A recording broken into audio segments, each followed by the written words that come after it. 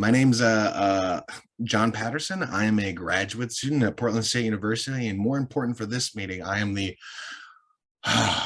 title is Student Body at Large Representative, and essentially my job is to ensure that the AOA gets new blood, gets new ideas, get new members in. I don't know if you've ever been to a random organization that's specifically about one subject, but it tends to be filled with people who are good at what they do, but also they've been doing the same thing for 40, 50 years.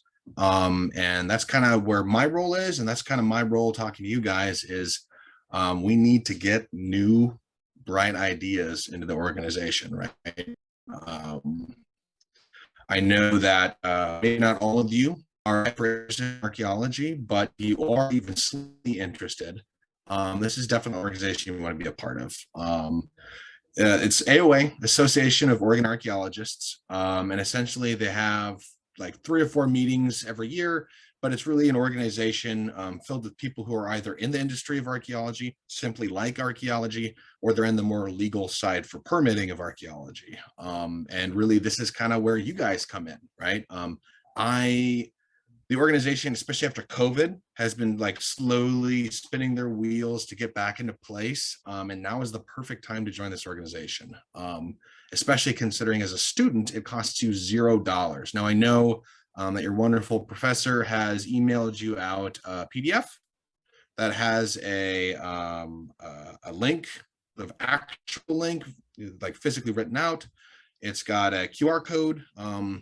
That takes you straight to the site. And even if you just, Google OregonArchaeologist.com, there's just a lot of buttons for joining. But the question is like, why, right? Why join this organization?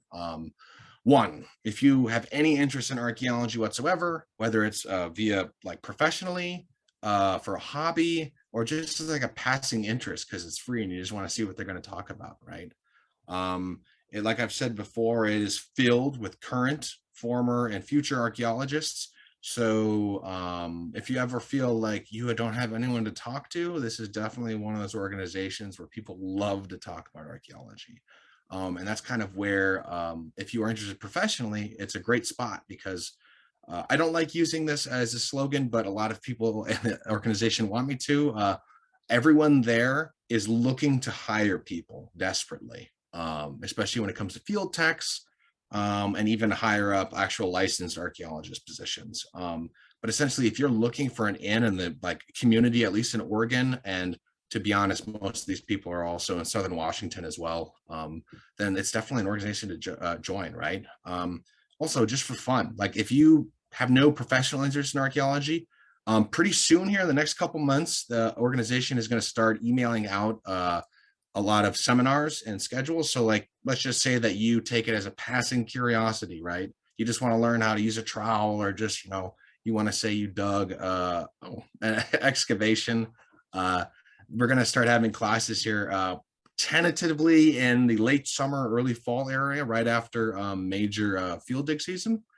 So there's always that. And then plus, long story short, if you have no interest in it professionally, if you have no interest in it as a hobby or just as fun, and you just want to be in an organization so you can fill out your CV or resume, this is just another great one too. I mean, all of these people are like pretty big community leaders. They're obviously industry leaders in the state of Oregon and in Washington as well. Long story short, I mean, it's free. Lots of classes coming up. I think they may be like $10 for a member, some small thing like that. Great job marketing opportunities. Like if you are highly interested in making connections and getting in with certain CRM firms, most of their leadership are there. And they're basically handing out business cards to every new person there. Also, if you like writing, right? If you like publishing, they actually have their own journal, and they're desperately looking for more people to fill the journal up with. So if you want to be published, and it is tangentially related to archaeology, this is probably a really good place to do it. The association itself does not have a field school, but lots of those people there, like my graduate advisor, Dr. Wilson, and other people they're either parts of the leadership of other field schools, like the one at Fort Vancouver with PSU, or they are like in cahoots with making them.